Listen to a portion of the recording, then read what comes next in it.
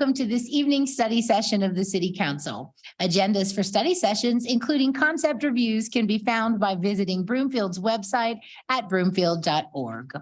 Our agenda this evening includes only one study session item, and seeing there are no concept reviews on the agenda, there will not be any public comment. The study session will be televised on Channel 8 and through live streaming on Broomfield's website. For our hearing impaired residents present, we have wireless headsets available through our AV team in the back of the council chambers. Our only agenda item this evening is a discussion regarding a proposed November 2023 ballot question and sales tax increase to fund critical capital improvements and operational support for public safety and community programs and services. Council has a copy of the agenda memorandum, and I'll ask our staff to summarize. Thank you, Mayor, and good evening, council and community. Abby Yellman, Deputy City County Manager, is going to walk us through this item. Jeff Romine is available for additional insight, as is Chief Hempelman from the PD side, as well as Catherine Lineup from the library side, Brenda Ritchie from the CFO side. So Broomfield's done a yeoman's job of prioritizing kind of what most communities consider the big three, which is roads, open space, and water. Not necessarily in that order. In our opinion, really, water should be number one. So Broomfield and this council in its wisdom secured what we need for build out by financing Windy Gap in the last year and a half. Historically, 1/3, not just historically, but in our operating budget, 1/3 of all sales tax that comes in to the city and county of Broomfield goes to fund roads and CIP projects. So essentially, via that method, we prioritize roads and transportations. It doesn't fund it all, but it certainly prioritizes from 1/3 coming right off of the top.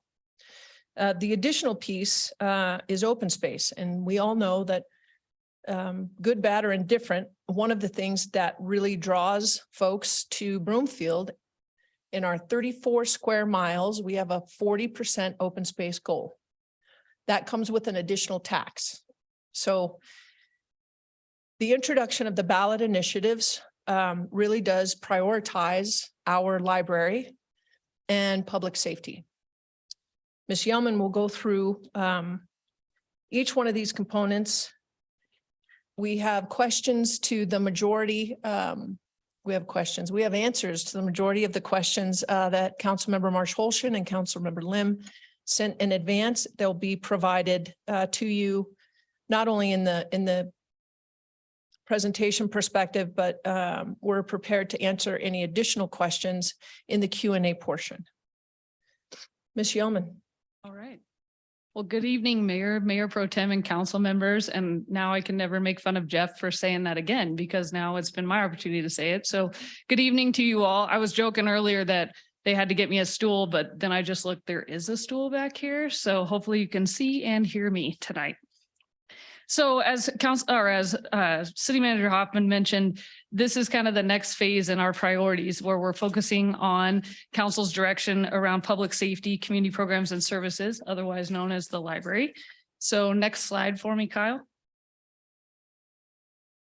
All right, so before we jump fully into the presentations, we wanted to take a brief moment just to outline what our objectives were for tonight's discussion or presentation to council. First, staff will review with council and our residents who are watching both in person and online, a timeline of council's direction to staff to research and explore a potential tax increase. Simply put, how did we get here? Staff that will then provide its rationale for the proposed 0.75% sales tax increase, as well as the proposed timing of a November 2023 ballot question for consideration by our Broomfield voters. Staff anticipates both council questions and comments, as well as discussion with specific direction to staff as we conclude this evening. Next slide, please. All right, so we outlined a timeline here starting back in 2022, which is starting to feel like a long time ago already because it's almost March of 2023.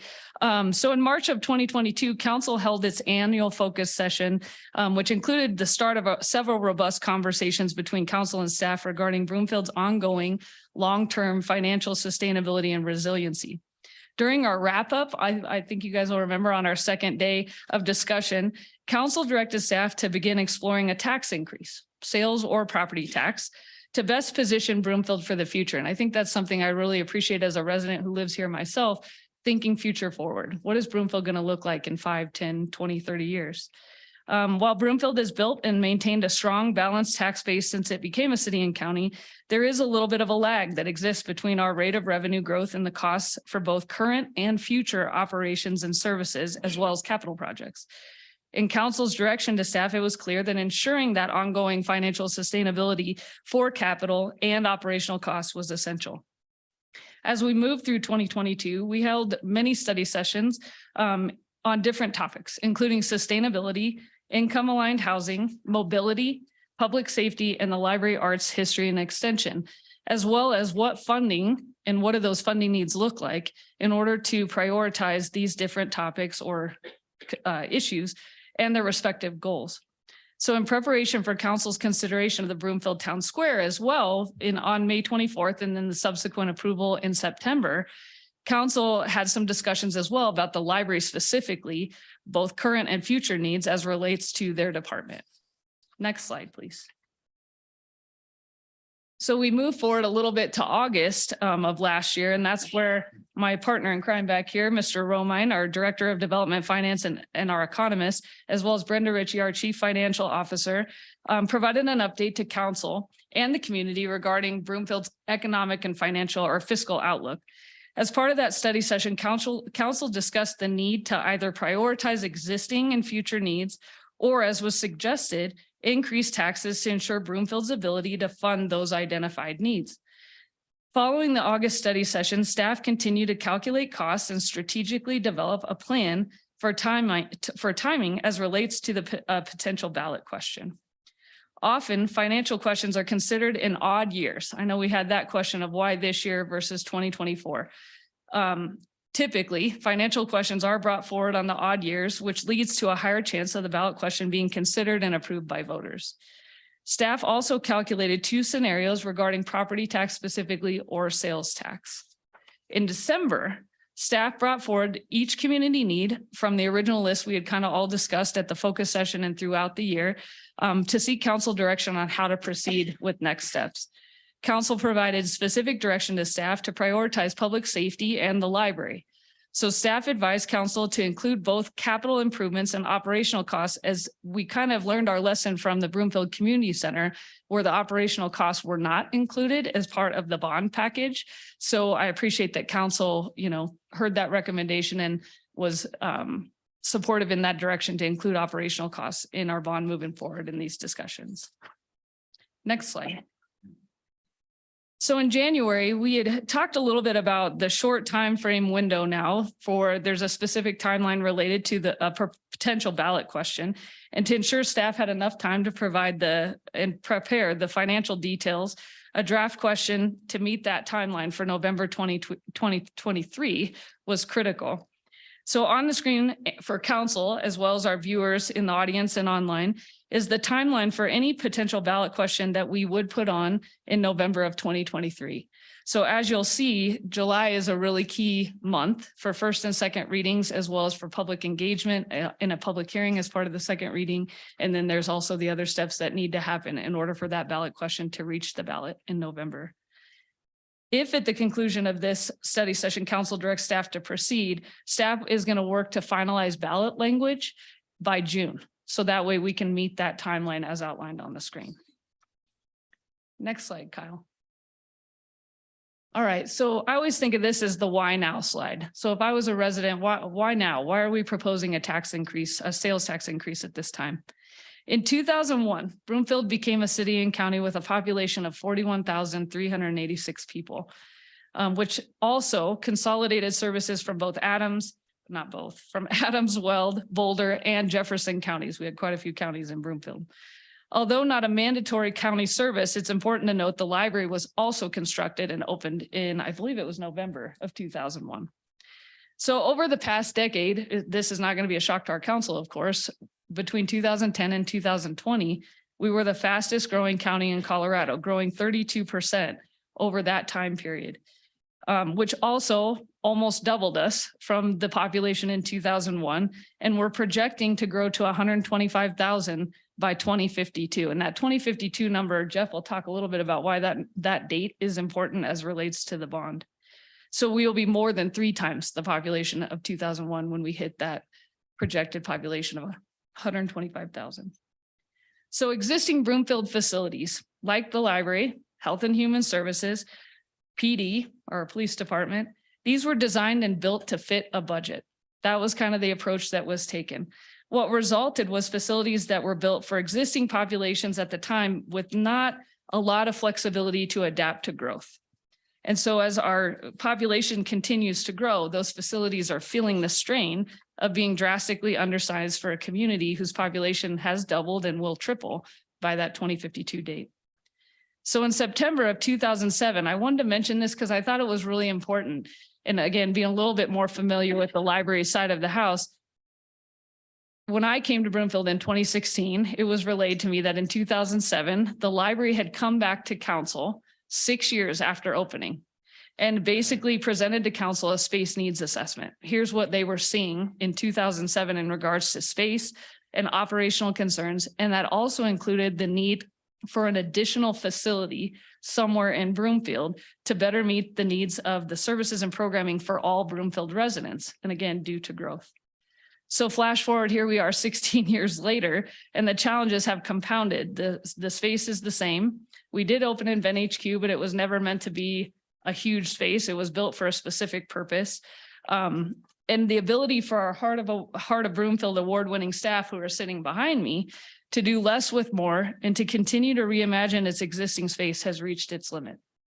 And this is not unique just to the library, of course. So we also have our police department who's sitting in, some of them in the back of the room, who pride themselves on proactive community policing while striving to ensure a safe community for all Broomfield residents. I think they do it better than most any community I've ever lived in. I've moved around a lot. They do it so well.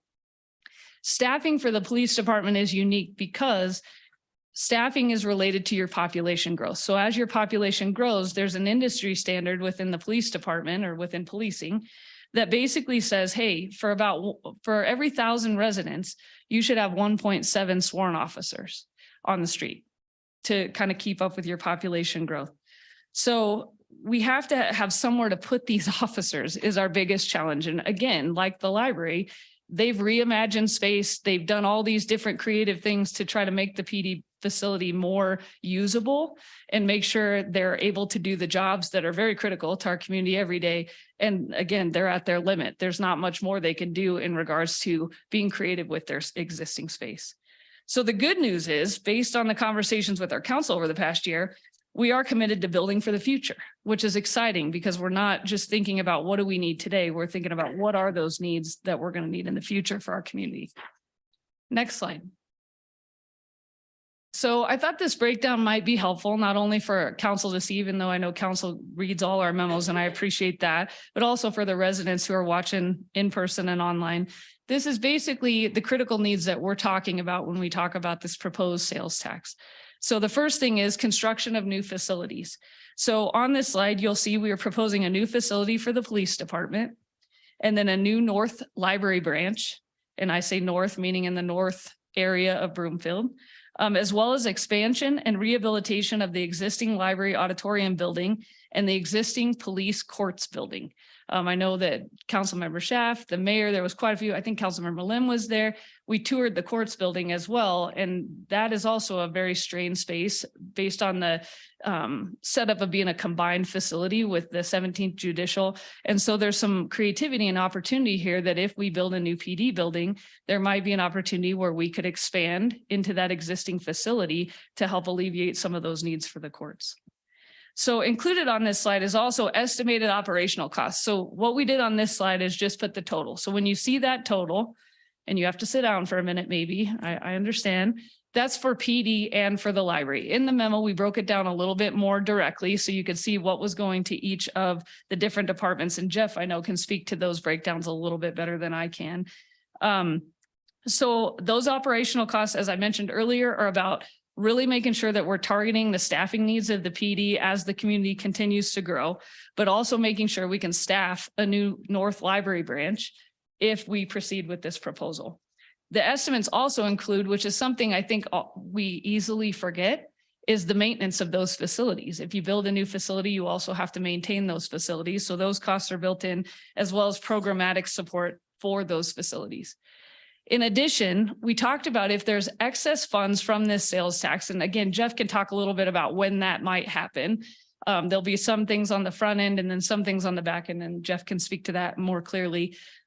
We would set aside these funds in order to support future facility improvements and asset maintenance. And this was a really key conversation we had as well as part of our council focus session last March about making sure that we are kind of flipping that ratio from 80% new and 20% maintenance and shifting that ratio to more maintaining our infrastructure and what we currently own. So this would allow us to do that. By increasing revenue, Broomfield better secures funding to close the gap as well on critical capital improvements and associated operational costs as our community continues to move into the future. Next slide, Kyle. All right, so I am going to turn it over to the lovely Mr. Jeff Romine to take over from here. And he's got beads on. I don't know what to say to that, so I'm just going to move away. Yeah, not tomorrow. Come on, man. Well, so let me adjust my glasses also. So Mayor Pro Tem and City Council, City Manager, happy Mardi Gras. Yay! It's my pleasure to be here this evening, and I will give that to Abby.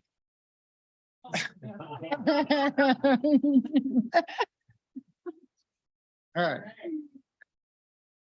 I just, oftentimes these conversations can be a little dry. So part of this is to also recognize we're talking about aspiration in the future and how we think about it and how we make the best Broomfield possible. So the first part is this was a slide that was presented last year in the council's retreat. It's been in the packets for the public. It's something that we've shared a number of times, and that is thinking about how sales tax has changed because of COVID and other things. So this is just that quick snapshot. If things had continued as we expected in 17, 18, 19, and going forward, that would be the gold line that you see on top. Obviously, because of the impacts of COVID, especially on sales tax, which is where we saw the highest degree of volatility from those kinds of both the economic change as well as the COVID changes from the public health, you can see how that's adjusted. Now, you can also see as we're moving forward, we are accelerating at a faster rate. When and if we ever hit that same level, and this is true if you've heard any of the economic forecasts from my colleague Rich Wellbecon or others, is that's the big question. But nevertheless, it kind of paints where we got into a little bit to begin moving forward. Next slide, please. Again, Abby pointed out the population that was occurring in 2001 when the city and county was formed, when the city became a multi-jurisdictional event, and all four counties are combined. Today, we're estimating we will get the new population estimates from Elizabeth Gardner, the state demographer, in the near term, but roughly 79,500 is what we think the population is. So as Abby pointed out, it's nearly doubled during that same period of time. We put on the actual sales tax so that you could see it. That was the sales tax that we received in 2001. And then also you can see what it is projected for 2023. So that's the sales and use tax. Again, for those of you who don't know that nomenclature, sales tax is what the consumer pays when they purchase something. The use tax is what a business may pay when they buy something. So if they buy computers, they pay a use tax. So what we oftentimes think of within the budgeting world and the finance world is that's one and the same, but it's just dependent upon who's paying it. So that's what that combined amount is. In the actual dollars collected per capita in 2001, that was $801. And then today it's $941. When we adjust those to present day dollars, what you can see is we've had about a 50% reduction in the productivity per capita in sales tax collections in this community. There are multiple reasons why that's occurring. Obviously, our income has gone up, but this is adjusting for all of that. The real reason is if you think back, as we've talked about the way that the city has developed, the first things that the city really developed as we began to grow and expand was the Interlochen and Flatirons area, which generated significant amount of sales tax above what we would normally expect to see in a community. So therefore, we were reaping in the sales tax from other communities. So part of what we're trying to do here is also recognizing that event and how that has changed and evolved our community. Doesn't mean we're not producing sales tax. It doesn't mean we're not doing a fair share of it.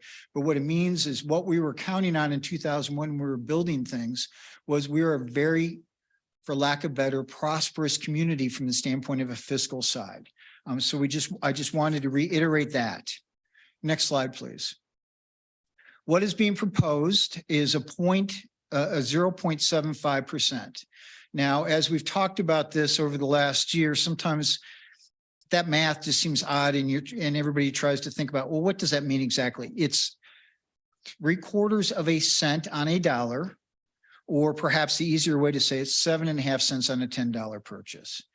And so that's really what we're talking about. It's a relatively small amount of money, but nevertheless, it is significant and important, especially when you talk about it over a period of time. So as we look forward, we're also recommending this tax increase, if something the voters would have to approve, council would refer to the voters, but the voters would have to approve, would not sunset. And there's reasons for that rationale also, which I will talk briefly about. And this, based upon what we have seen from other economic studies, as well as what we've seen from our nearby communities, we don't believe, and I don't believe, that this will have a significant impact or change as far as the ability to retain and attract businesses. Both from the standpoint of our core businesses, which build the foundation of our economy, but as well as we look around and see what those types of activities are. Next slide, please.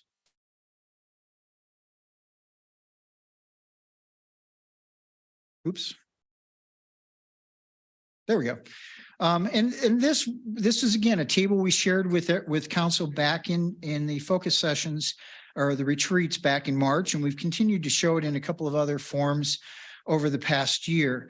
And quite frankly, while it's interesting to compare communities, it's also recognizing that each community has a different budgeting and different things that they pay for with their budgets. So each community has a different group of goods and services. In Broomfield's case, as we pointed out, we pay for the rec centers, we pay for all of other things. Now, obviously, we're also utilizing property tax, but this is isolated to talking about the sales tax, and we wanted to focus on that. So as you can see right now, we're at 8.15%. We're the lowest of our peer communities within the area. If this proposal, as we're currently suggesting to come forward to City Council for consideration, we'd move to 8.9. You can see our nearby communities and where they have been and where they currently sit. Again, I want to just mention this so that everybody is tuned. This includes the state sales tax, the RTD sales tax, and also the Science Cultural Fund. So those all combine up, as well as the city and county sales tax here. And the same would be true for, as an example, would be Boulder, both Boulder local as well as Boulder County, and those other associated sales tax. So you can see where we'd be relative, and what we'd be proposing, obviously, is this is something to be in place. We say for not sunsetting, but would also be covering. We cannot speculate, and it is not our place to speculate what other communities may be contemplating in the next year or 2 or 5 years as far as adjusting their tax rates. We do know, and some of you may have seen this headline recently, that the city of Fort Collins is facing a roughly $50 million shortfall on their budget as they're looking at the next year's budget, and they're trying to solve and think through how they may do it. Those are the types of things that are going on. This gives you that relative statement of where we are from a sales tax perspective. I'm happy to answer additional questions. Part of what we've done, and I'm just going to reference back to this before I turn it back over to Abby, is as we thought about it and as we put forward this and thought about where the sales tax needs to be to hit those goals that council has expressed and those priorities, is we also thought about from the standpoint of how do we cover the operational costs and the capital costs. Now, as you can imagine, when we bond something, And as we think about it, those bonds are oftentimes set amounts and then they go for 30 years. And so that's how you get the low level of rates and things like that for a bond. This would be backing up those bonds effectively and paying for those. And at the same time, though, the operational costs begin to accelerate. So that when we did the modeling for this, just to kind of, it's a little bit in the weeds, but I just want to say it so that in anticipation of a question, we did anticipate escalation in building costs for when these buildings would be built. We also escalated what the cost would be in order to do the designs and things like that, not just literal construction costs. On the other side, we had the sales tax growing, the sales growing in this community at 3% a year, which is far less than what we've experienced, but it's nevertheless, we wanted to be conservative. And on the other side, we had the cost both for the operation and the personnel rising at 4%. So the idea is we know those escalate at a higher rate. We've shared that with you in each budget for the last 3 years, that those are rising at a higher rate. And so we put all of those in to try to create a sustainable, fiscally solvent solution to the question that was asked of us. So with that, I'll turn it back over to Abby to conclude. Thank you. You can put on the mask. Stop it. So this is just a conclusion slide. One thing that I would just say, that I've had to keep myself kind of grounded, being a resident, but also someone who works for CCOB, is just remembering where we are in the conversation. Because I know one of the questions that frankly, my teenage daughter had, as well as Councilmember Lim and a couple other folks, about sustainability in these buildings, right? Like, hey, what is that going to look like? It's a little early, right? These are really preliminary cost estimates. When we get into what I think Kelly Bailing has educated me is preliminary concept designs, that's when those costs will still start to take more of a shape. So, again, having a kiddo that's on teen council that loves sustainability, those are the questions they ask. So I wanted to make sure that we did address that as part of the presentation, because I know Councilmember Marsh-Holshan as well as Councilmember Lim asked that question. So just to conclude, again, we talked about kind of where council's focus has been, which we appreciate, that financial sustainability and resiliency for our community, thinking and building for the future, which is really important. And then also making sure that we can meet not only current capital and operational needs, but also our future needs as well. So with that, Manager Hoffman. Mayor, would council entertain us going through the questions from Councilmember Marsh-Holshan and Councilmember Lim, or would they prefer to ask the questions in a Q&A format? Are you okay if they address them for the group? Let's do it. Sure. Ms. Yeoman. Okay, I have my list in front of me, so I'm going to run through these and might phone a friend on a couple of them. So one of the questions that we received was in line with a residence question that we received. Why the recommendation to put this forward as one ballot measure instead of two? Why not one for each issue?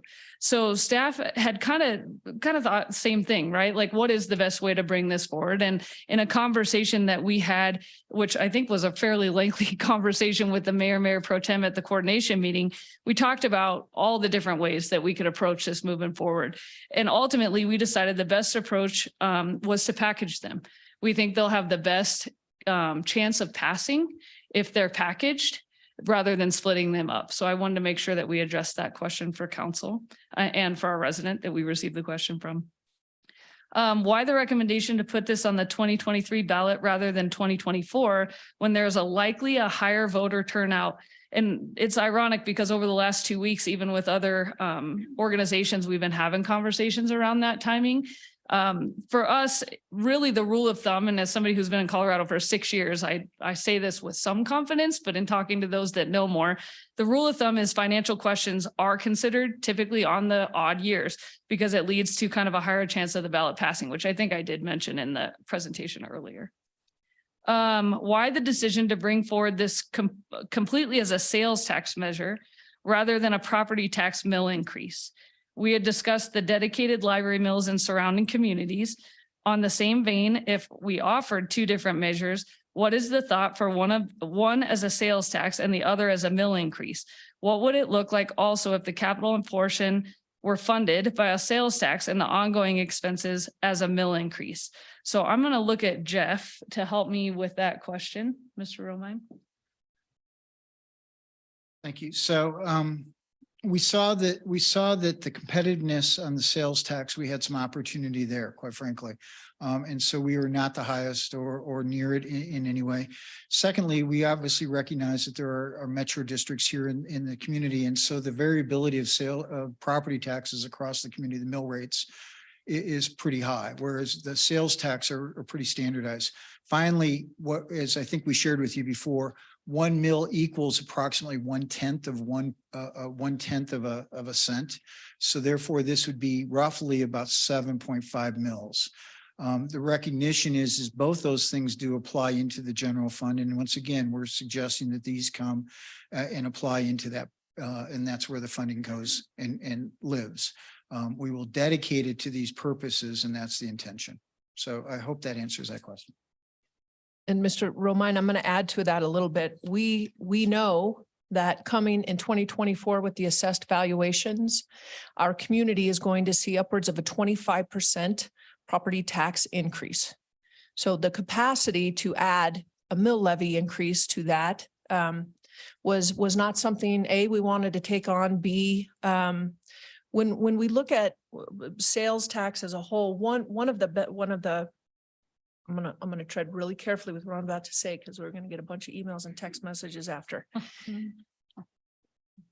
We anticipate that the offset with the sales tax, we know historically over the last decade, Broomfield is one of the, I don't want to say few communities, but one community that benefits significantly from about a 40,000 population increase daily, marginalized now because of the work at home, but nonetheless, you can choose to buy.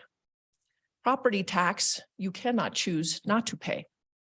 So when we're having an influx of a very large number in the tens of thousands of people coming into Broomfield, purchasing our goods, paying into that sales tax, we wanted to ensure that there was a wide distribution of individuals that were assisting in that sales tax versus all on the backs of our community.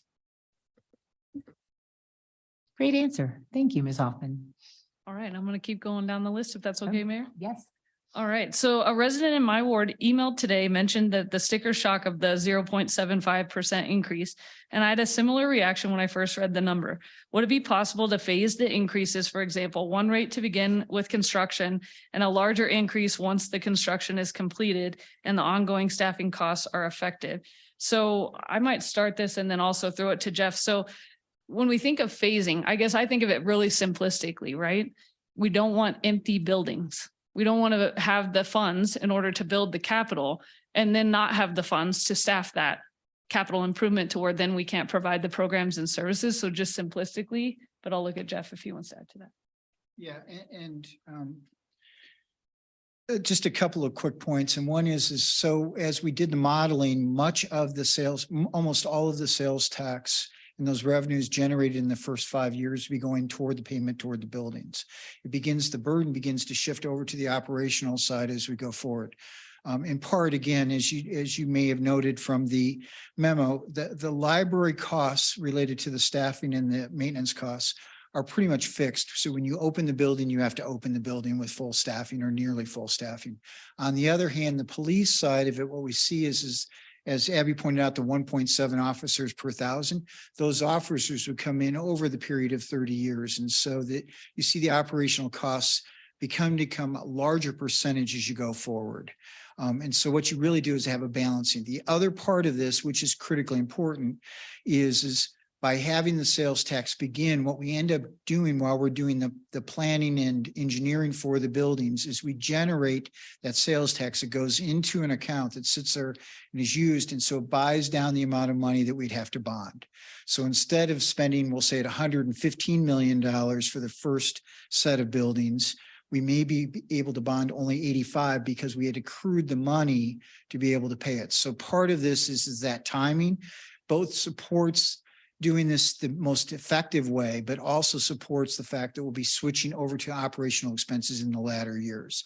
So unfortunately, there's no way to really kind of go the opposite direction, which is do a small sales tax, because what we wouldn't get is then therefore the buildings paid in the first 5 years. We'd have to figure out a different manner. So. Additionally, Councilmember Marsh Holshin, when we take bonds, just like a 30-year house purchase, if you were to buy or take a half of the loan and then knowing that you were going to increase, right?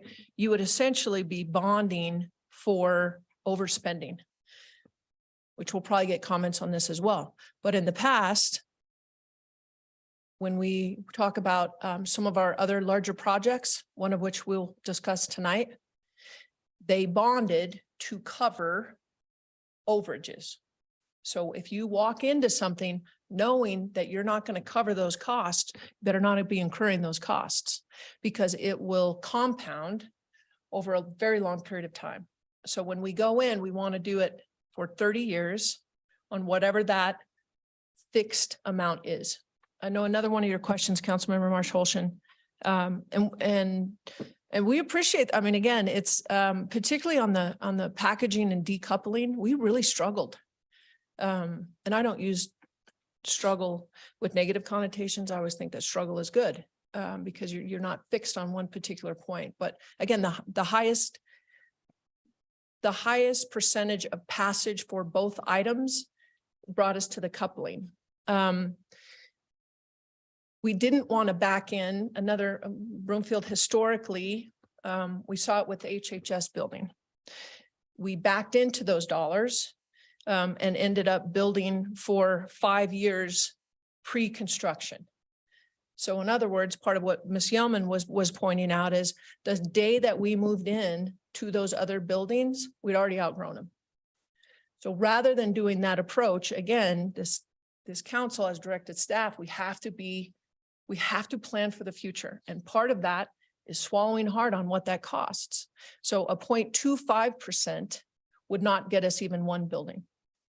So all of the calculations that we have done, we didn't back into a dollar amount. We figured out what the total cost would be over the life of to 2052. And that's what we're bringing to council. Ms. Yeoman. So another question we had was, what is the estimated annual bond payment for each of the proposed capital projects? And I want to caution here that these are preliminary costs, right? So these are preliminary numbers. So for the new police building and the new North Library branch, I think we estimated it'd be 4.7 million annually for that bond.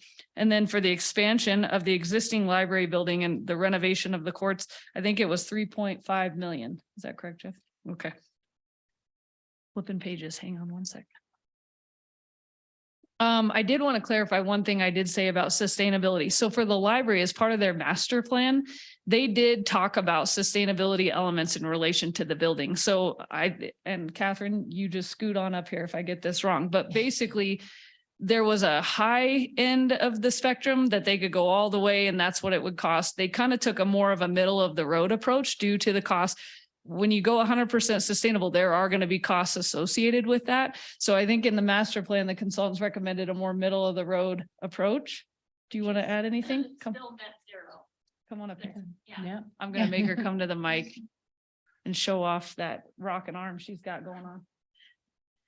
Yeah, so they quoted us both a net zero amount and then a living building amount, which was significantly higher. So we are in the net zero. I'm sorry, who are you? I'm Just kidding. sorry. Just kidding. For the record. Mayor Pro Tem, council members, Catherine Lineup, Director of Library Arts, History and Extension. Nice. Thank you. Were you done? I didn't want you to finish like that. I mean, That's a good way to end. okay. Yeah, so we do have that amount, and if as we actually go into the design, we want to consider that is a possibility. The living building is about 10 to 12% more if we were going to go that route. Thank you, Ms. Lineup. Giving a little nod to Kelly Bailing in the back, who's one of our capital improvement project managers who has been helping with the police department. And that's exactly what she told me this morning. So nod to Kelly. Are there available and anticipated federal state grants that could be utilized to offset the costs for these projects? So I stole this answer from an answer that actually Brenda had provided, I think, regarding something else. So Brenda, if I need to add anything, let me know. So while staff will evaluate grant opportunities, as we do that frequently, in accordance with our municipal code, Broomfield is required to have sufficient funds available to support all contractual obligations at the time of execution. Therefore, while a grant opportunity may offset the overall purchase cost, Broomfield must still appropriate the budget for those grant funds at the onset of the project in the event that the grant funding does not become available. So hopefully that clarifies a little bit. And Councilmember Lim, it's not unlike when we do our CIP projects with water. When we have to come with the Mesa, we have 3 phases. But when we bring the original project, we have to fund that full first phase, second phase, third phase. Very similar to this with regards to the offset of the grants. All right, we're getting close. So I think, and we appreciate these questions ahead of time. It allowed us to better prepare. So thank you for sending these. So one of the questions was, what is the anticipated location of the new police facility? Will that be up north? And if so, could there be a sharing of the facilities with the new library branch? Alternatively, could there be a way to share the library with other facilities such as the new Butterfly Pavilion? So I'll tell you what I know, and then I'll also ask Chief Himpleman if she wants to come up as well. So when we went through the space study for the police department, the courts, and the George DeCero building, the city and county building, we talked about kind of what that looks like, right? With locations elsewhere outside of just kind of our campus here is what I call it. So what we're recommending is the new facility be built just west of the existing police building. So I'm going to head this question off because I know Councilmember Lim's going to ask me, which is a total fair question. The solar field is there. So then what happens to the solar field? So we did explore that a little bit. So, and I think this isn't the first time Councilmember Lim's probably well schooled on this and knows this better than I do, but we would have to take a look at what the solar fields are producing. So Katie Allen kind of with Jill Johnson, we did a breakdown. And if the contract, I believe says, or the agreement says, if they're producing at less than 75%, there's no termination fee. Like you can let it go, you can move that, whatever we decide to do, which it's too preliminary to be able to answer that question. But I at least wanted to address that part of the agreement. And we did find out, because we took a look at that solar field as well as the library and the others that we have, that one is currently performing at 115%. So the no termination fee would not be possible. So we would need to look at what those options look like for a buyout of the contract. Could we repurpose them? Could we move them? And at this time, we just don't have that answer. But I did want you all to know we did explore that a little bit.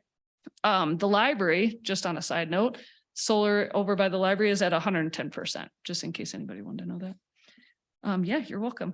And then sharing the building, I'm going to ask Chief Himpleman to come talk about kind of what her approach was and why this building here versus also in the north. I'll make sure to state my name. Anaya Hempelman, Chief of Police. Good evening. So we talked a lot about what would be the best location for the building, and I know Miss Bailing is here and she could talk more about why that location. And really at the end of the day, we own that land. So that was why we looked at that location for headquarters. As far as the north area, we're right now looking, we just had a meeting with the fire chief because they're looking at a public safety building up north. So I think long-term, and this was not part of the scope of this review, but long-term, we're going to look at a public safety substation, I should add, not a full building, but a smaller substation that we can work out of so that our response times are better for the north area. And Mayor, if I may just add, we know that there has to be a footprint up north for the library as well as for public safety. So although we don't have it flushed out completely what the brick and mortar looks like, it is pretty exciting. When Chief Himpleman and I sat down with Chief Ramos, they are also going to ballot to extend their mill levy so that they are able to build a facility up north. And that gives us some pretty significant opportunity to capitalize on the land and the building, as well as be creative with what that space could look like, whereas otherwise not being just a standalone. While you're on that topic, can you give us a quick update on the North Metro facility that's going to go down south? Yes, actually, we talked about that. We're very excited about that. And they've procured the land. They have the money in the bank in order to make that happen. It would be a facility that would also share emergency response with the airport. So if you can envision, you would have doors that are accessible on both sides, so that it would immediately serve the airport. And then it would be not right off Sims, but serving Skystone. That's a really, the response times, as we know, every time we go to one of their town halls is something that they're very concerned about, Councilmember Ward. And happy to report, although they don't have a groundbreaking, they have solidified the location and project plans with Jefferson County. But the deal has yet to be inked, but they've made really great progress on that. The best news is they have money in the bank in order to do it, because generally it's the financing piece that kind of jams you up. So yeah, they're ready to move, and they want to be able to use that when they go for the election, to be able to say, you said you would contribute this much, check the box, check the box, check the box. So that will be one of their projects having come to fruition to help sell. Right. Extending that tax. That's a really big deal. Additionally, it's an opportunity for us with campaigning and marketing that we would, should council move us forward, that we could capitalize on that campaigning and election to be able to have a public safety combined approach. Excellent. Thank you. Thank you, Chief. And I think that was all the questions that we had that we didn't cover in the presentation. So I'm going to pause there and turn it back to you, Mayor. Thank you, Ms. Yelman.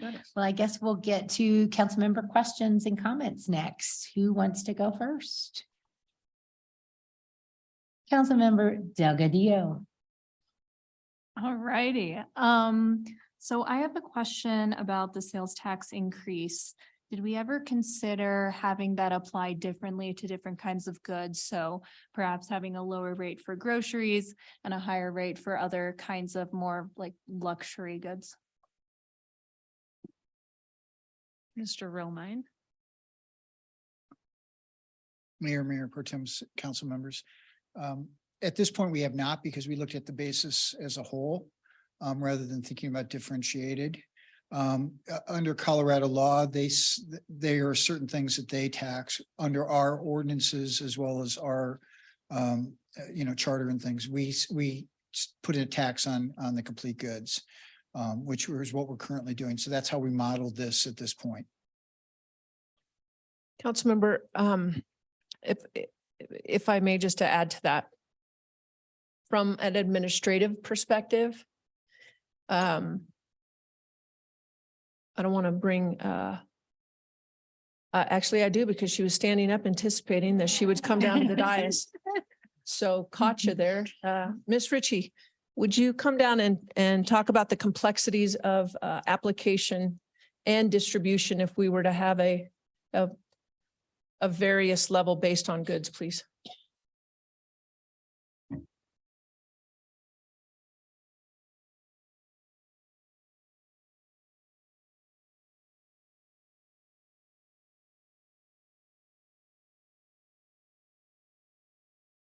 Good evening, Mayor Pro Tem, members of council, Brenda Ritchie, Chief Financial Officer. Please correct me if I understand the question correctly. If the sales tax can be distributed among various types of goods, is that correct? That is, okay. Yes, yes. So I had a question about the history of coming up with this tax and whether there was ever any consideration of applying maybe a lower rate to something like groceries or something that's considered to be a necessity and having a higher rate instead to something that's a little bit more of a luxury per se. Gotcha. So we currently apply the city sales tax is applied uniformly across all goods and services that are purchased within the city and county of Broomfield. It would be very difficult to break out those various types and administratively in order to track and monitor not only to mention for the businesses to be able to report from that perspective, that would be proved to be difficult to do. That answer your question. Yep, that answers my question. Thank you. Thank you. Councilmember Staff. Thank you, Mayor. So I just wanted to point out on that table that it lists all the sales tax on there. Boulder County's sales tax just increased in January. And so that's up to, I believe it's let me just make sure I get that correct, 1.185. So that does drive up some of those numbers that we see in City of Boulder, Lafayette, and Louisville. Just wanted to point that out. I think that one mill levy that we just saw was the BBSD mill levy, and they provided a great transparency, construction funds, timeline. And I think that that was really well done. Of course, they were further into the process, so I would anticipate that we're going to do something similar to that. Correct. Right. And I think that with that, I don't know when the timing will be. Are we going to have that before June? Are we going to have that? Is that timeline for projections of funds, timeline for construction? Is that going to happen somewhere between June and November then? No, it's going to have to happen before that. So with the ballot language, the ballot's language has to be very specific. So the real work, the much deeper dive, Miss Ritchie. And Miss Yellman, from that timeline perspective, from the consultants, the election consultants, Councilmember Schaap, that we've been discussing this with, we really do need to have the collateral material clearly defined, not only for the budget language, but also for any of the campaign materials. So a municipality cannot campaign for any one of these issues as soon as the ballot language is identified and set. So in other words, all of this work really needs to happen in earnest between now and July. A much deeper dive, if you will. By the time we're in September, when that ballot language then becomes official, we can no longer campaign for either one of those. Ms. Yeoman, fill in any of the gaps that I may have missed with the timeline, please, and Ms. Ritchie with regards to what the process is for us to do that deeper dive for the detailed perspective. So I don't think you missed anything from a timeline perspective, so I'm going to step back for Brenda. Thank you for the opportunity to clarify. So what we would do next is work with our, in partnership with our bond counsel, as well as our financial advisors, work on that ballot language, ensuring the Tabor language is met, as well as the calculations to ensure that what we would be proposing would be sufficient to ensure that our, the runs that we projected the sales tax to be do align with what we're seeing. And so that would be the next steps, and it would be a tight turnaround time. But we would work very closely and collaborate with those two in order to move it forward. Okay, great. Thank you. And then just one last question, which is, it's much more general. As we go toward this, and some of these questions may have already been answered in previously, but I think that as we're having this conversation now, they're going to become more relevant. So the question is, what if we don't do anything? What is the state? How quickly do we grow out of these? What if we paid for these with the current funding model? That we continue just to allocate CIP funds to these and continue to work towards adjusting these facilities. So the first one's don't do anything at all. Don't allocate any money. Next one is to start to allocate those funds. And then the other one is to completely divert a lot of CIP dollars, a lot of general operation dollars to fund these at a quicker pace so that we can keep up. Kind of what would those three scenarios look like? Scenario number one, the police department is already on top of each other.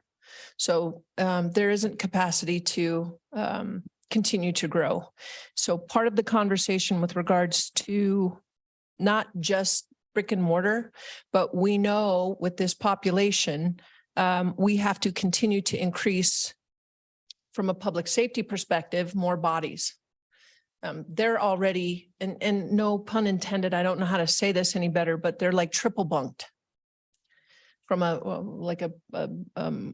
detention center acronym, if you will. So we have to do something with the police department and with the courts. So this conversation has been happening for about 5 years, creatively trying to figure out how we would do it within the existing CIP and budget. And the bottom line is we can't. From a library perspective, what we learned during COVID was, and I wish we could have a different definition of library because it just doesn't do it justice. So from a heartbeat perspective of Broomfield, we understand, and we've heard in the prior community surveys, how critical the programming is, how critical the library is, how critical the intricacies with our workforce center. If we do nothing with the library, then what you see is what you get. So it's again, not from a brick and mortar perspective, but there isn't room to grow or diversify programs, nor add staff. So from a critical nature perspective, I have learned from our staff that I don't do or say essential or not essential, because clearly from each one of these departments, they provide an essential service. So I don't go down that path anymore. We have outgrown these facilities. They have reached their maximum. We've band-aided them. We have not had funds in order to do asset management, upkeep, or maintenance. So again, when we talk about the diversification of funds, status quo, I mean, it's just like if Councilmember Schaaf, if we go and our community does not prioritize public safety nor the library, then we won't have a choice but to either stay status quo or make other really significant adjustments for already prioritized CIP projects and operations. Okay, thank you for that. That's all I have, Mayor. Can I add just one thing? And Manager Hoffman pretty much mic dropped that one, so I don't really want to add too much, but I would just say too, one of the things that council has been super supportive of is when we look at anything, we're trying to look at it through a diversity, equity, and inclusion lens. And when it comes to the library, and again, this was the world I knew for a long time, they are that safe, welcoming space. Folks do come in and they're coming in droves. And I know the mayor's nodding because she knows, right? But I would also say the complexity of what they're dealing with what workforce is dealing with, it has dramatically shifted. They're not getting the questions of when I was a kid and I walked into the library. It just is a really different environment, but the safe space that they've created for all to be able to come in and ask those questions is critical. Thank you for allowing me that. No, thank you guys. It's true. It's all true. James, I'm sorry, Councilmember Marshall-Olson. Thank you, Mayor. Thank you for answering those questions I presented. I really appreciate the information. A lot of it makes a lot of sense. I just want to point out, going off what Councilmember Schaaf said, I didn't know that Boulder had increased their sales tax rate. So I just went on the City of Boulder's website and theirs is now 9.045 combined. So while it does raise ours up, we will not be the highest in the region. So, and I understand that it can sometimes comparing apples and oranges, but I think there is something to be said about being the highest. And that was a concern of mine. Question on the bonds, actually. We talked a lot about our debt policy and our ratio of debt to revenues. What are these going to do to that? What is the ratio going to be after we do these bonds to our revenue? Is that going to change the ratio? And what impact will that have on our bond ratings? So I'm going to have Ms. Ritchie get up.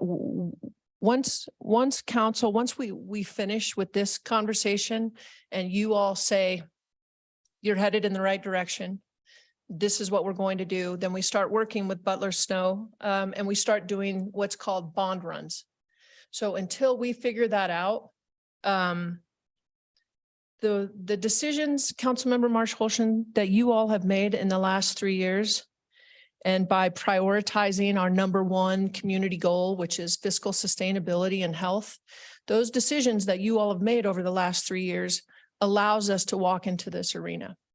So although we can't specifically say exactly what that will, what that will do to the overall capacity, the fact that we are not doing the bond on our own, this is the first time that this community will prioritize something other than water.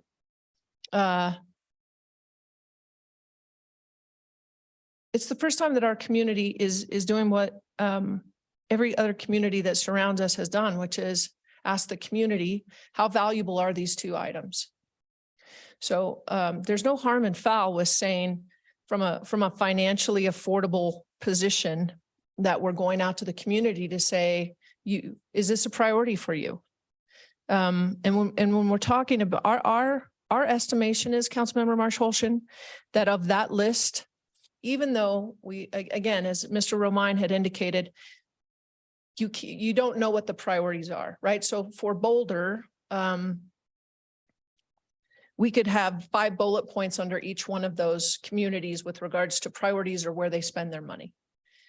We anticipate that if not all, certainly 80% of those that are listed are going to have to do something like this, generally in response to what Fort Collins is facing right now. So again, from a staff perspective and from a council perspective, it's always so much better if you can be proactive rather than reactive, because then you're coming from a place of almost being held hostage. No PD association there, but that's a hole that you're going to have to claw out of. So when you're looking at that kind of deficit, that's 4 years in the making of decision-making, right? And you all have been disciplined that we are not there.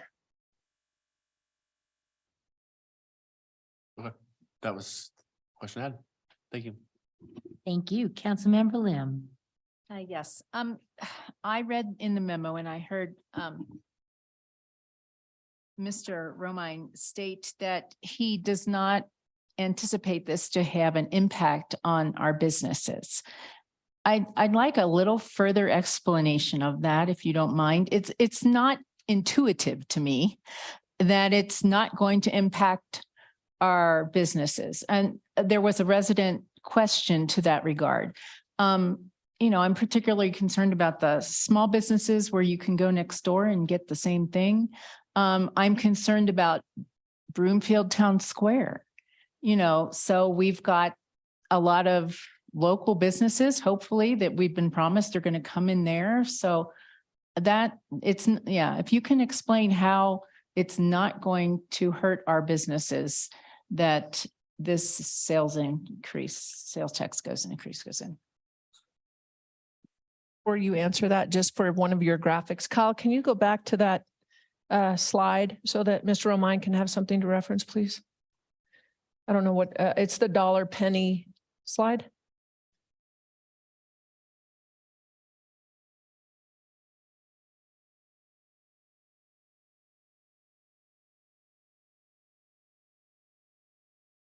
So Mayor Pro Tem and council members, any change in price clearly will have some impact, may have some impact on some businesses. The uniqueness of the impact changes the way that it comes through to some degree. So unique businesses, characteristic businesses, oftentimes you don't see that because the change in behavior there is relatively static, if you will. So the elasticity of demand. And I'm sorry if I use, there's sometimes where there's just some words that say, look, people buy what they buy and they're always going to buy it. And some of those goods are that way. There are others that are somewhat high price sensitive, but as you almost everybody noticed recently, the change in a number of costs have caused prices to go up significantly in some of those, what is oftentimes considered more volatile businesses or price sensitive businesses. We have not seen that holistic change. Again, the second part of it is I have talked with several, I want to kind of reference this a little bit, is The impact on our foundational businesses, those that are primarily the offices, the light industrial, obviously, that's not going to have any impact, or very minor impact, because it's them paying for the paper towels as an example. I think your question is more aimed to a restaurant or a retail. Would that cause somebody to go across the street or go 5 miles away?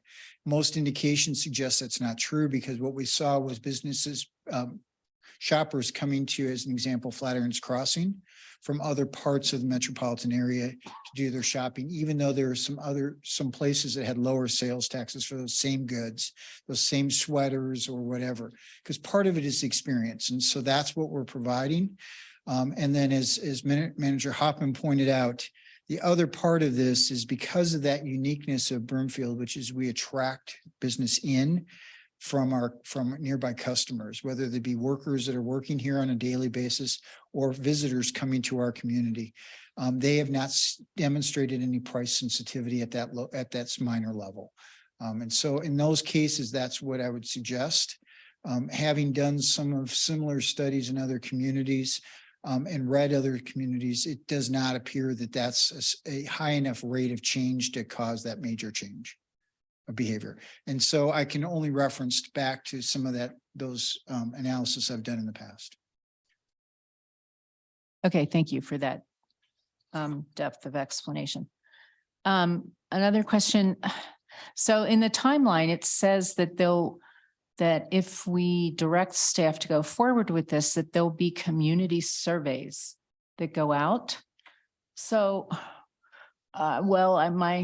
I was reflecting back on the universal collection issue, where we tried to get direction from council, and then that was kind of confused. And then we decided, well, we need to do more stakeholder and survey work, and then it'll come back to council. So that was my reaction to, well, are we doing this in a different order, not having learned a lesson from what just happened? Sure.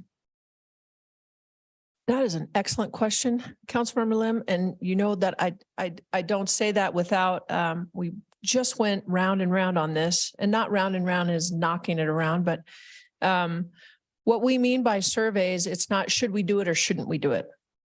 When we do pulse surveys, it allows us to gauge what the communication should look like during that campaign period. What is the most, so again, it's not a thumbs up or a thumbs down. It's more of those touch points about how we communicate those highlights of what's most important to these folks in those two categories. Okay, so there's nothing in this survey that will come back and indicate that really nobody supports any of it No, with any messaging. I don't want to say that we're not going to hear that. But the surveys are not geared towards, are you going to vote yes or are you going to vote no? Okay. The surveys are educational based outreach and engagement rather than should we move forward or not outreach and engagement. Okay, thank you. And I think in looking at the breakdown of the taxes, we have 0.65% as our open space tax. And I know we're going to have an open space, larger discussion, I think, out on the 2023 agenda. At least that's what I recall. So I'm thinking are we going to talk about anything in that open space study session that would indicate we don't need all 0.65% anymore? I was being optimistic here, considering, I mean, like I said, I'm not into the details of open space, but we're close to our goal. And is it possible? So I want to be really conscientious when I answer this question. May 23rd is that discussion. So it's possible. We don't have that the open space master plan is really to be able to say what's left? Is it feasible to reach the 40%? Preliminarily, when we're looking at our 34 square miles about what we anticipate is coming, the funds that we have in order to make that happen, we're thinking that it is feasible. That said, it's premature to think that that would sunset anytime soon. So we'll know more when we know more, but thinking that that is going to be alleviated as a decision point to pass this, I would not recommend that. Okay. How's that? Is that, that's pretty diplomatic right there, isn't it? One more. Will the, are there plans in the North Library to contain all the wraparound services? In our initial discussions, we talked about the need for wraparound services and how we would even maybe have a workforce person there. We would have some HHS person there. Is that in those North Library plans that we're looking at? Ms. Lineup.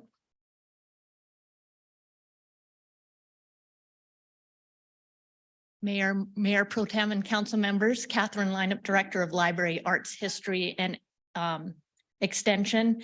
And yes, it would be our intent for that facility to be able to be utilized by other city facilities and partners that we work closely with.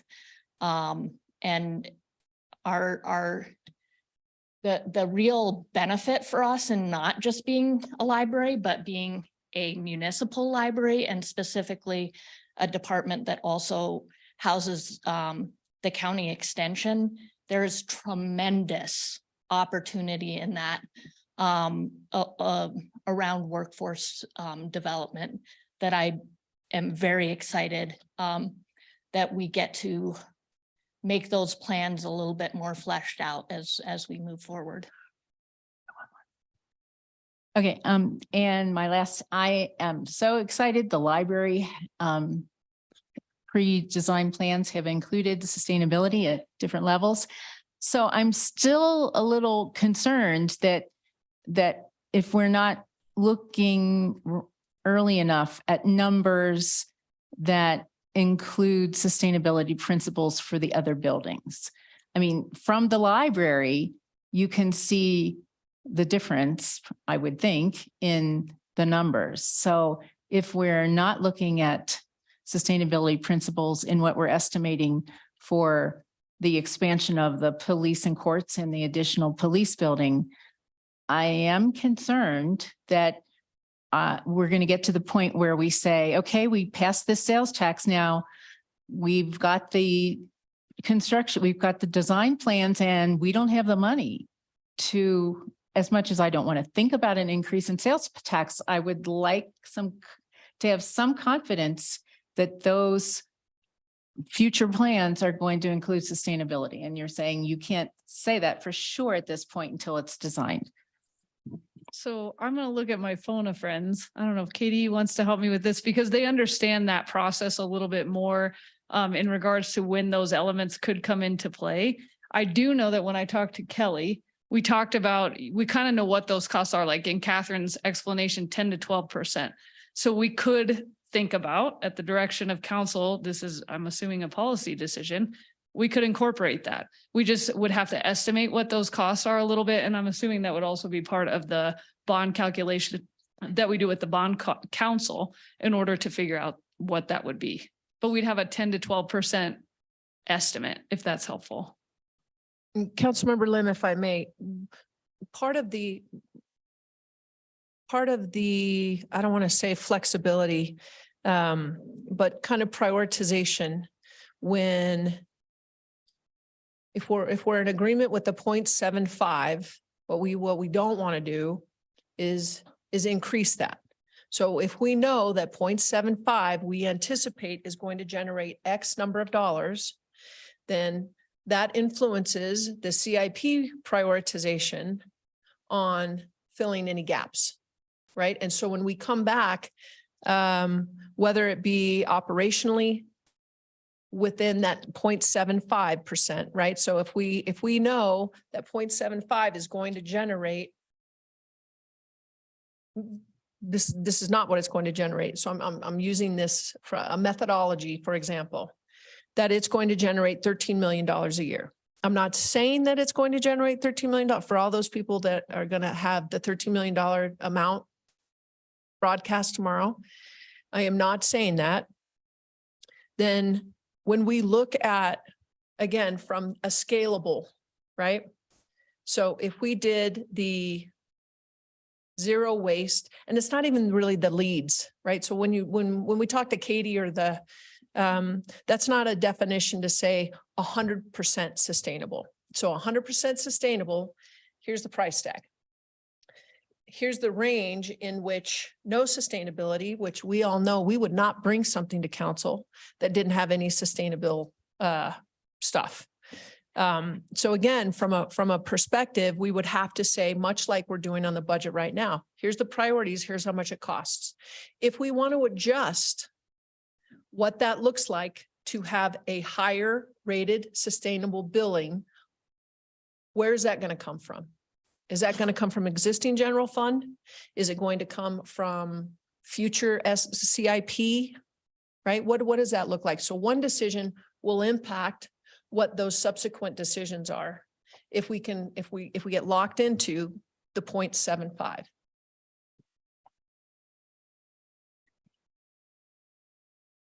Okay, and I would assume that when we make those decisions, we would take into account that, you know, there could be a slightly higher initial construction cost that would save energy in the long run. So we would have to take into consideration all of that. And I'm sure we will. Okay, thanks. Thank you, Councilmember. Councilmember Henkel. Thank you. Thank you all for your presentation. This has been really in-depth, and flying by the seat of your pants has been really fun to watch. I do want to remind everyone that during the pandemic, we really did rely a lot on our library services and our PD. I just want to make sure that everyone recognizes that. And that if you want to, you can look up all the studies that actually reveal that libraries, even if they are built in proximity to a police station, it actually lowers crime. And actually, you know, having, you know, kids who are readers and involved in youth programs that are reading and also involved in activities that help them towards our workforce, prevent crime. So the two, I think, are very intertwined. I was also raised by librarians after school because my mom wasn't home. And it got me to do my homework early, and I got it done, and I made it into college, despite my mom not doing that. So I appreciate that. I do want to look at those tax brackets of cities versus cities and counties too. I noticed that we have a lot of municipalities on that list. If we could put that slide back up. And this is sort of a little mini story, but when I went to go eat in Adams County and I ordered an alcoholic drink, there was a tax on there. So there was an alcohol tax. I think it was up in that Larkridge area. And I texted one of my favorite commissioners over in Adams County. I was like, dude, what's this alcohol tax? And it was an Adams County tax. So can we maybe, and maybe you don't know this, and maybe we can circle back on this. I don't expect all of the answers tonight, but I do want to look at, you know, Lafayette, Louisville, Westminster, those are all cities, those are all municipalities. And it seems like there's also taxes that a county can add onto. And then what does that look like if these cities then add tax from the county? Because it sounds like we're not adding both. We're not like Adams County where we're adding like an alcohol tax on top of what their sales tax is. So can we just look at that a little bit, or maybe you can discuss that? Mayor Pro Tem, council members, absolutely. And we'll update this table, and I apologize for not catching that the city or the county of Boulder or the city of Boulder has increased their sales tax. These do include both city and county and state taxes. So when we did this analysis back in the third quarter of last year, that was the complete taxes, the complete sales tax. So it does include the county. As referenced by an earlier question by your colleague, there are some counties and some cities that differential sales taxes. My former place of employment did have a differential sales tax for food and beverage versus general sales tax. So you can do it those different ways. It is a burden on businesses, as Brenda was pointing out, but this does include the county taxes in the representative county. And so in that particular case, we use for Westminster, we use Jefferson County's base. Okay. I was gonna Because say that was yeah. the primary county for Westminster. Obviously, as you can imagine, Erie has both Weld County and Boulder County. This was the Boulder County side because that's where most of their commercial is.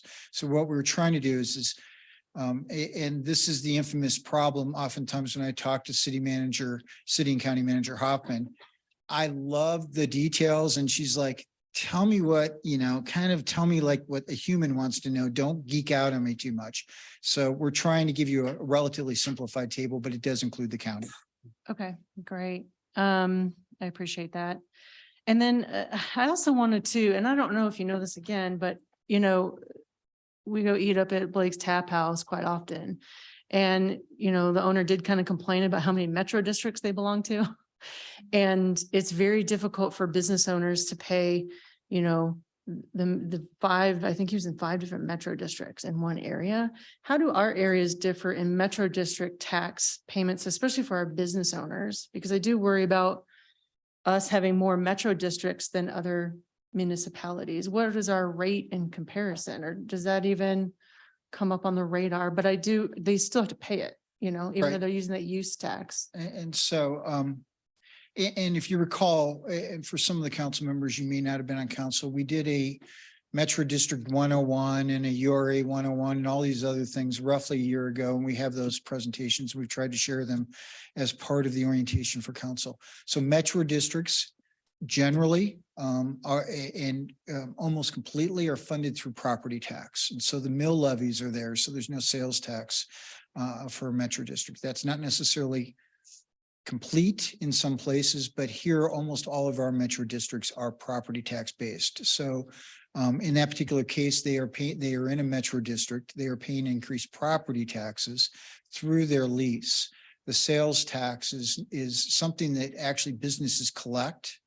They actually collect that tax from their customers, and then they are holding it, and then they remit that to the city or the state, depending on exactly which community they're in. But they still have to pay the use tax is what you explained earlier, how Use businesses. tax is yeah. something that they would pay. It's like a sales tax, and they pay when they bought their, as an example, their tables or their glassware. Yeah. And so that's the use tax, but the property tax, which is where the metro districts are, that wouldn't be. So that's separate from this. It's separate, but they still have to pay it, They do have. right? Like your businesses still have to pay metro district. So I'm just curious.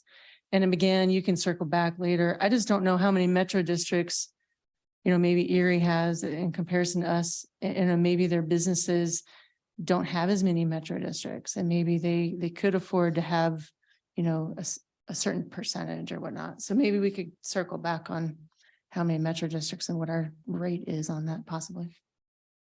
Thank you. And then one more question. This is just sort of a blanket type question. Did we think about the new added businesses that we could collect tax from versus increasing tax at the ballot? So did we think about, hey, we're at build out or, and at build out, then our businesses should be able to sustain these new buildings? Did we think about that?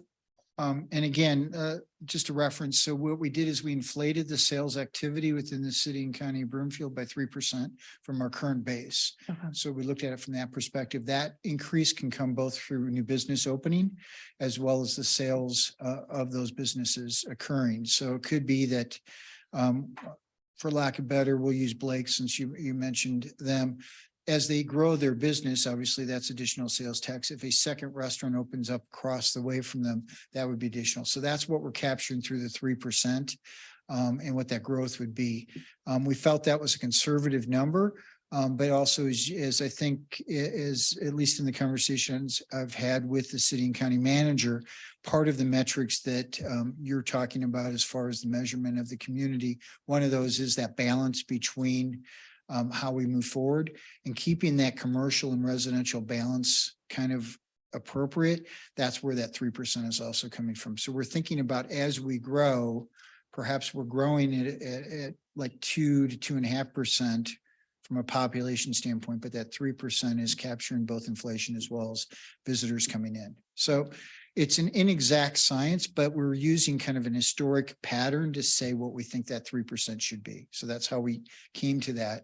Again, as Brenda Ritchie pointed out, when we move toward, if this were something council wants to do, and we move toward honing down on some of those numbers and honing down those bond runs, as the manager pointed out, that's where we really get into the fine tuning of it. But what we wanted to do is provide a good first look to both the construction costs and some of the buildings that Katie and her team has done, and what Brenda and I've tried to do from a finance standpoint. So this is a good first grasp at these and an informed grasp. I don't want to say that they're WAG numbers, but they are definitely will be tuned up a little bit as we go forward, if that's the council's direction. Thank you. Councilmember Hinkle, if I may. Part of the request is to support the new population, but separating into new and not new.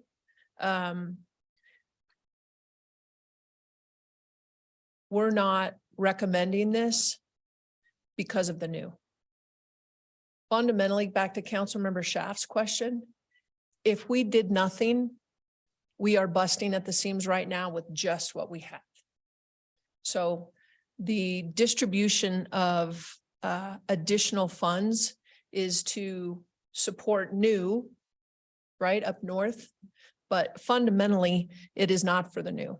So with costs continuing to increase, population continuing to increase, the pressure continues to increase on buildings that were built for significantly less. And I don't mean just people, right? But the library was programmed and built for a population of 41,000.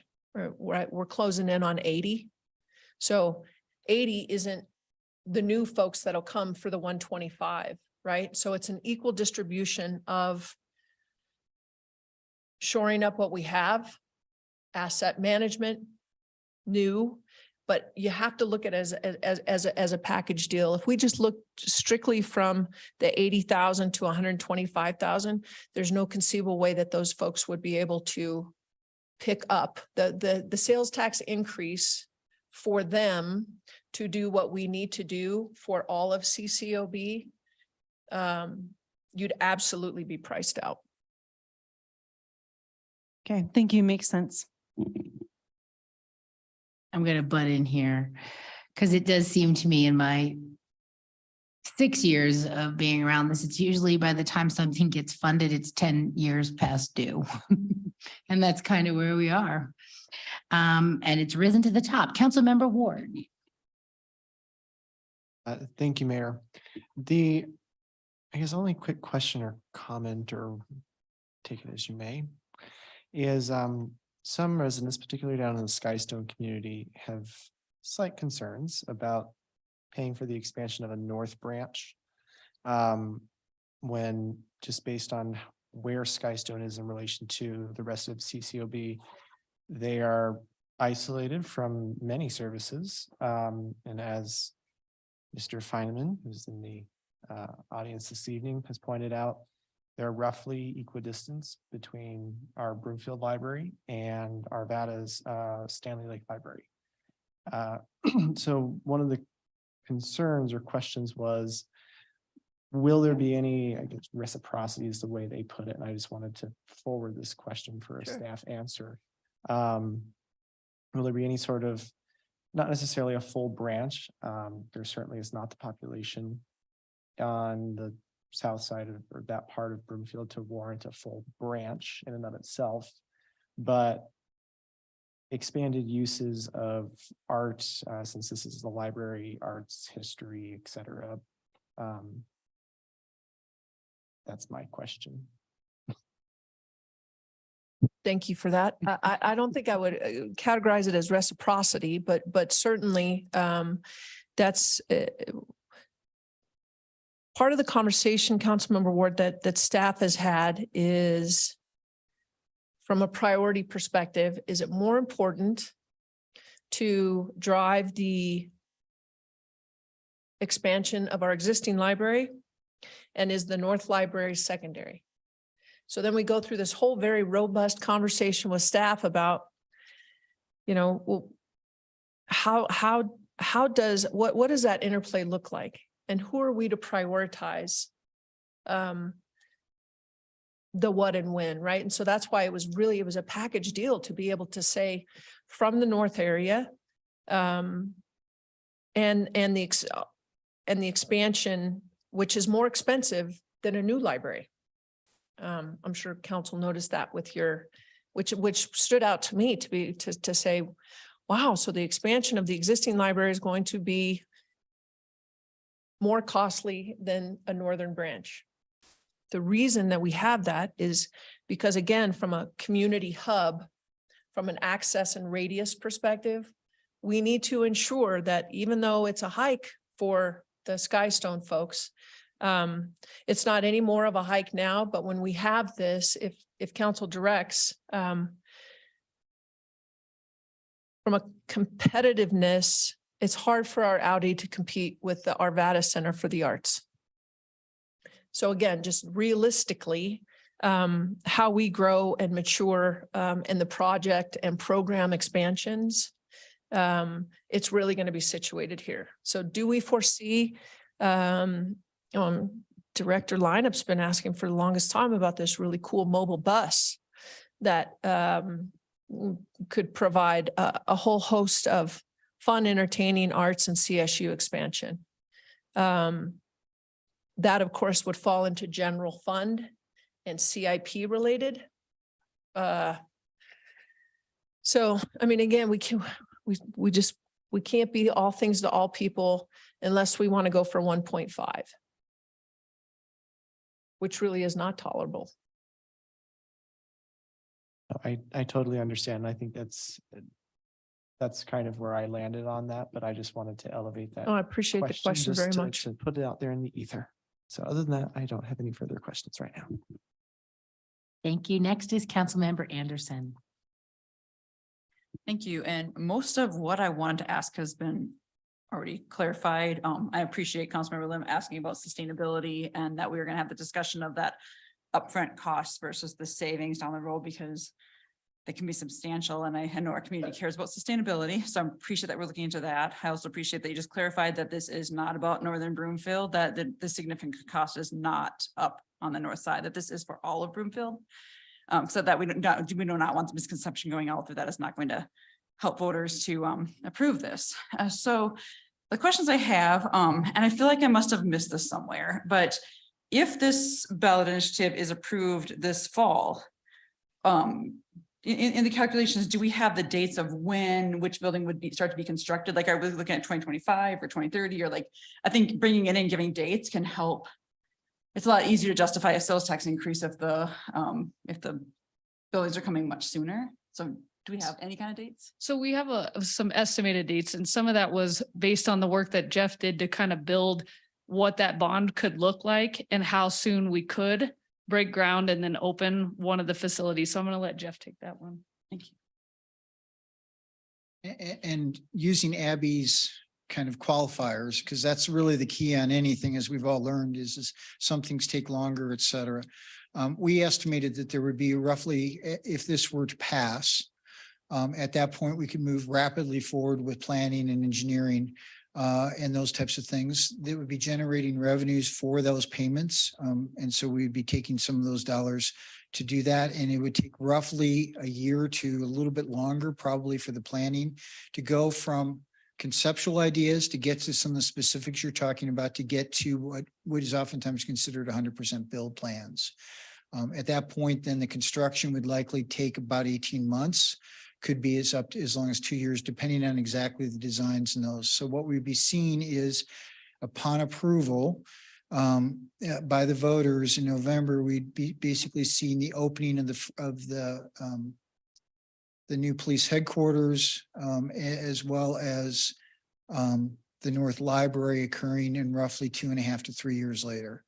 And then the idea, at least the way we designed it, and this is purely The city county manager will make these decisions upon your input and your direction, obviously, is then we would then start the redevelop or the rehabilitation and expansion of the downtown library of this library here.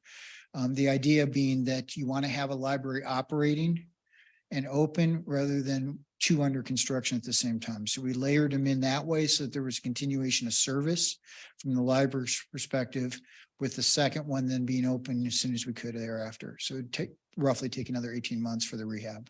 So that's how we built it.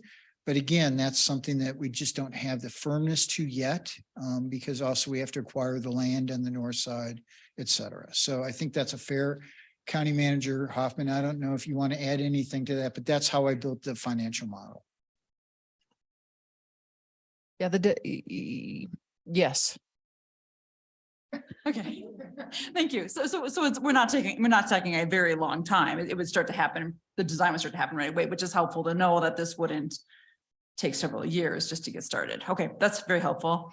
And then the only other question I have, we received a question from one of the constituents in Ward 4 about the single issue ballot title and whether, do we see any concern with that this is different types of facilities, but it's still all just a tax? You're correct. So we've been with Nancy's shop kind of guiding us through the single subject is really the sales tax increase. Okay, all right. Thank you so much. And that is all the questions I have. Next is Councilmember Cohen. Thank you, Mayor. Just reiterate, Councilmember Anderson, that this is obviously for the entire city as a whole, but I would be remiss as Ward 5 representative not to be appreciative that this is coming to Ward 5 to an area that needs more services.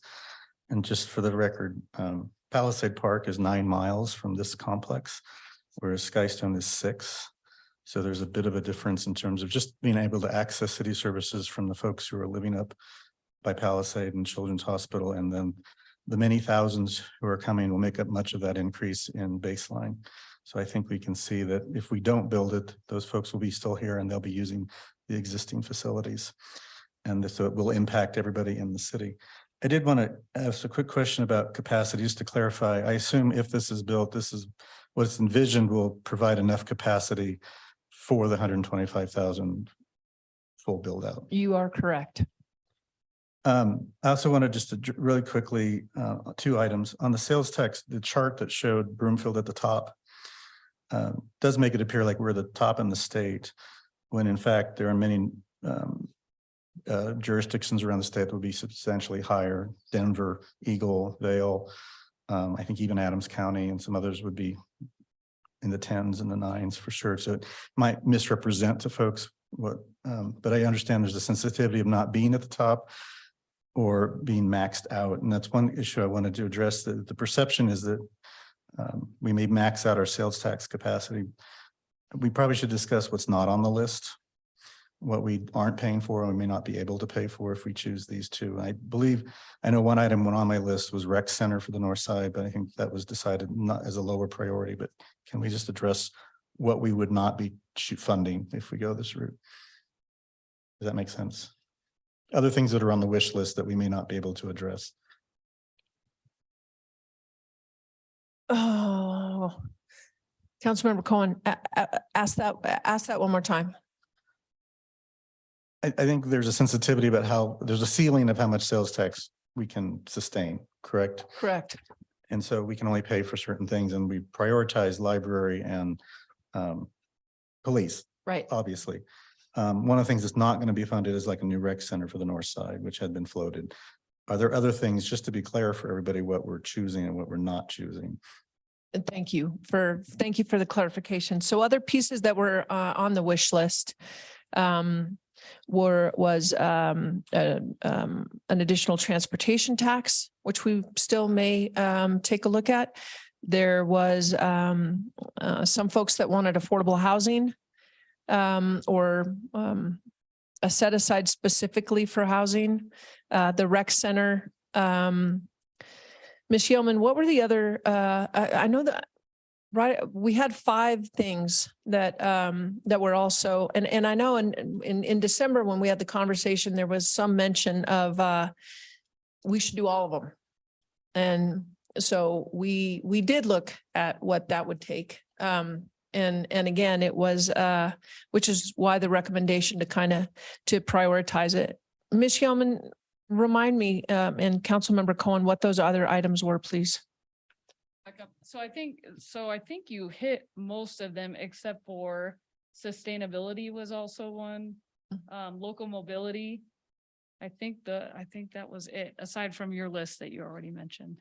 So transportation, additional rec center, sustainability, affordable housing. I know you're looking at me like there's another one, but there was. But it doesn't mean we can't do it, just wouldn't be funded through sales tax. There might be other mechanisms. Correct. Okay, which is just something we have to keep in the mix. And finally, I wanted to go back to the sales tax sensitivity issue, and Mr. Romain can just nod his head or shake his head, depending on his perspective. But my understanding of economics is that consumers are not sensitive to sales tax differences of 0.1, 0.2. That where you see consumers making a huge move is when there is a sales tax or there isn't one. At least from having lived in Washington State, which had no income tax, but a high sales tax, next to Oregon, which had income tax, but no sales tax. I did make the trip to buy durable goods across the river in Oregon, but beyond that, I don't think it'd be fair to say businesses should not be worried about the sensitivity of that small distinction in sales tax. No, and that's absolutely true. And thank you. We did not want to include the high levels of sale tax in some other communities like Pitkin County, or as you point out, Eagle County. We wanted to show the relative here. But the sensitivity oftentimes is an overstated. What most studies have shown is there may be a slight change in behavior for a short period of time, and then people revert because of convenience. Again, referencing to the earlier chart, on a $10 purchase, it's 7 cents. A gallon of gas is right now running roughly $4. At least when I drove by this morning, is $4.10. And so the time value of money, as well as the cost of travel, oftentimes offsets that. And quite frankly, the convenience, which is when you go out for dinner, you don't want to drive an hour sometimes. Now, if you're meeting friends from other parts, you might. So I think, Councilman Cohen, that's really the answer to it, is the sensitivity is based upon convenience as much as it is cost. And thus your projection, this would not impact small businesses or business owners substantially. That's it. Thank you. Thank you, council member. And I guess I have a question more about the north-south growth, because as a resident of Ward 5 and former council member for Ward 5, part of the reason that I ran is because of all of that undeveloped land that goes up I-25 to the Weld County border. That probably is the majority of our undeveloped, unbuilt out section, correct? Correct. And so to your point, Mayor, a lot of folks don't understand that. They think Broomfield ends on the west side. And it doesn't. So it's that really odd. It hops over. So if you think I-25 and Highway 7 as the significant quadrants, Broomfield is what north and southwest, and we're also northeast. So, and that quadrant doesn't have any infrastructure, no water, no sewer. So we do have some interest of folks going in that area, and we would love to develop that if they pay for the infrastructure. Well, I thought part of the annexation agreement required that we were responsible for the water sewer infrastructure. Is that not the case? It is the case on our timeline. Okay. Oh, that's good. Yes, it is. Thank you. Okay, we'll do a second round. You have 2 minutes, Councilmember Marshall-Olson. Thank you, Mayor. Just got a couple follow-up questions. With the library expansion down here, is that going to correspond with the Broomtown Town Square construction? That's really what really re-energized the conversation was BTS. And so while we would love it to correspond with that development, it depends on the BTS schedule. And we're going to talk about that in just a couple of minutes. So that's ideally, that's what it will do. So we can have one staging, right? We all understand what staging looks like and the movement of dirt, and it's a really significant impact, anything having to do with infill. So we will do our best to have that corresponding with additional construction at BTS. And then follow up on Councilmember Lim's question on sustainability. I guess I'm not quite clear on what the net zero versus living building distinction is. And we don't have to go into that right now, but I guess my question is on the financing. Do we think the 0.75 is sufficient to fund what this council's sustainable goals generally are? And do you think we would need something like that? Do you think we can do it for 0.75? I think the tolerance. So again, that's the question about the chicken or the egg, right? So do we back in what we want, or do we back in what the maximum tolerance possibly could be? So again, from a sustainability perspective, council would then, staff would come back to council to be able to say, if it's 0.75, here's what it's going to generate. Here's what the top of the line sustainability looks like, right? In addition to, again, if the bottom is do nothing, 0.75 will get us significantly more than the do nothing. Will it get us 100% sustainable, zero net, especially the building material? Probably not. So then the question is, if we want this, what else goes?